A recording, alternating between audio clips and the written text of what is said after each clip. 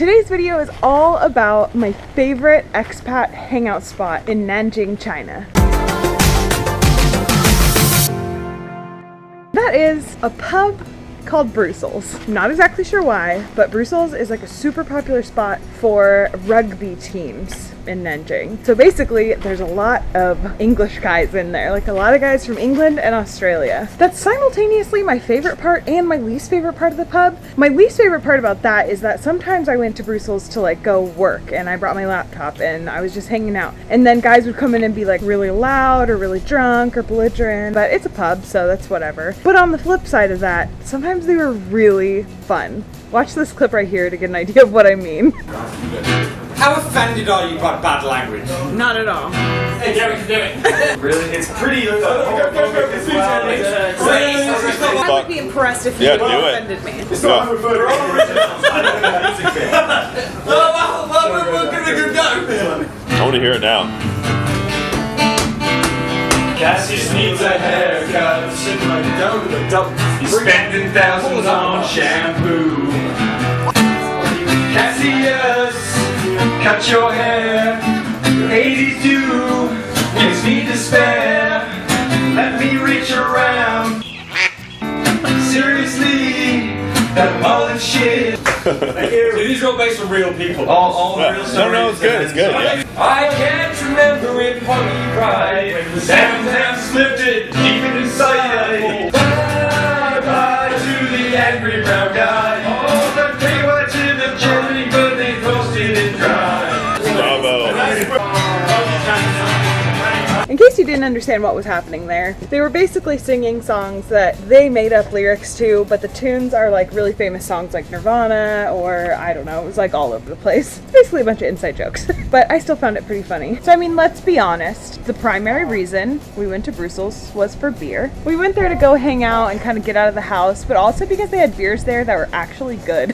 When you get tired of the watery beer around China, because you're used to craft beer, you start to get a little desperate. But Brussels actually did really good deals on beer during their happy hour. I know sometimes there were like 20 renminbi beers and sometimes they were buy one get one. And my beer choice there was a white ale, which is by the Belgian company that you can see on this pint glass right here. I don't know how to pronounce Vedette. The bar itself is actually, fun fact, I don't think many people know this, owned by Duvel, or the people who run Duvel. So that's why they have so many options for Duvel, and they've got like some new import beers there. They actually carry Firestone Walker, which is a popular brand here in California. The beer selection there is not like fantastic. You'll probably find something you like there. It's not an extensive list, but we didn't go there for like tasting. We just went there to like get a big old pint for a good price and just chill. The food is very British to me. They actually honestly did really good food. It's been like just under a year since I was at Brussels, so I'm not actually completely sure what they have anymore, but they did extremely good French fries, like hand cut, super fresh. Oh my gosh, so good. So basically anything you get there that has fries, for instance, the buffalo fries, super good. The buffalo fries have like big chunks of chicken, it has buffalo sauce on it, and then they do these massive sandwiches. They melt tons of cheese on it. They've got meatball marinara, they've got buffalo chicken. And one thing I didn't get video of, but I used to get there a lot, was actually a salad that they do.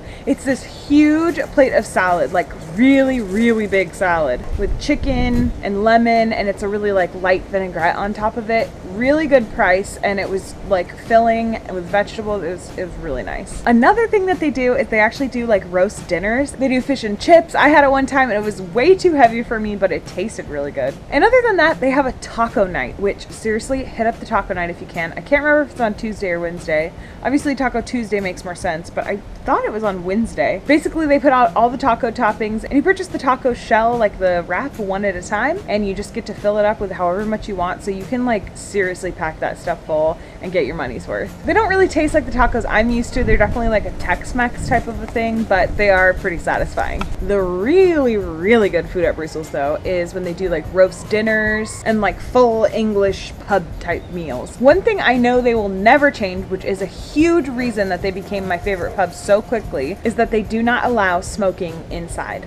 I so appreciate that. And China is full of people smoking inside. I saw people smoking inside at the Children's Hospital in the elevator. I saw people smoking in pubs, in restaurants, everywhere. There is a craft beer place not too far away from Brussels with an extensive bottle collection. And they actually have pretty decent prices on it. And some of it I had never even seen before. But the reason I never liked going there is because they smoke inside like crazy. And it's so bad that actually like the beer bottle labels smell like smoke. So we would take the bottles home, we would drink the beer, put it in the recycle bin, and then the next morning I'd be like, Eric, why does it smell like cigarette smoke in the kitchen? Because it was that bad. They just didn't have like the proper ventilation for it. And anyways, that was a huge reason I went to Brussels. It's super clean, modern, very like pub feel, very Western feeling. The people who work there all speak both English and Chinese, so you'll have no problem communicating even if you don't speak Chinese. Another reason I loved it. They have free Wi-Fi, and it's really easy to find parking for your bike or your moped outside.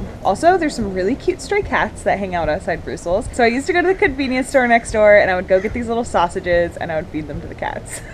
I will put a link down below that shows you exactly where Brussels is in Nanjing, so that if you are an expat living in Nanjing, you can hit it up too. Or if you're a tourist, head there and you just want some comfort food. Honestly, the main reason we went to Brussels so much was because it was like a comfortable place for us as Westerners. It was like a place where we felt like we belonged for once. Sometimes when you're living in China as a foreigner, you just need to find like a place where you feel like you belong, because you get so tired of people staring at you and just feeling like you're not even meant to be there, like it'll never be home. And I know it sounds super cheesy, but sometimes I felt like Brussels was like my home away from home in Nanjing. I hope you enjoyed learning a little bit about one of the places I frequented in Nanjing. If you want to see vlogs from when I was living in Nanjing or when I was living in Beijing, I'll have links for that down below, as well as a China travel guide that'll give you more like tips and tricks on getting around in China. I've got videos on everything from like VPN to pollution to biking, all kinds of stuff. So go check out the links down below, and I will talk to you tomorrow. Okay, bye!